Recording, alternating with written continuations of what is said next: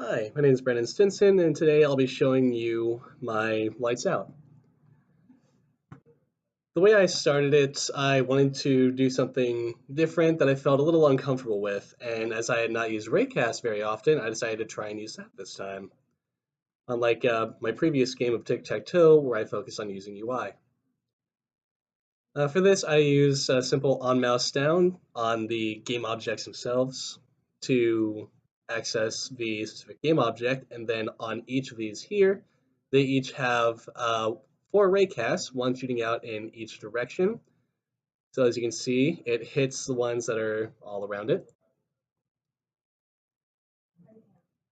And you can see here in the code, I'm actually really proud of this. I did not use any tutorials whatsoever. The most I used was references on how to call certain functions. And aside from that, this is all from my prior knowledge, with a few tips here and there from a few colleagues. And I used a array of game objects to detect each of these here to check and see if they have a boolean is set to true, which is set to true when all of these are turned off or when they are the blue color instead of the yellow. And that brings up the win condition that after a few seconds loads up the next scene. Now we weren't required to do multiple scenes in this. I had finished early on with the bare minimum required and decided to add a few extra things. Another thing I added was the counter, which simply I put on the on mouse down command.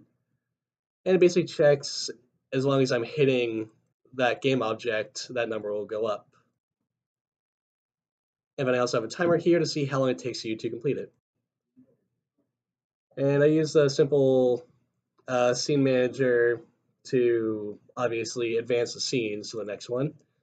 And I use a simple if statement to check and see if it was, if the count was one less than the total number of scenes. That way, once it gets to the final scene, it doesn't bring up a fatal error.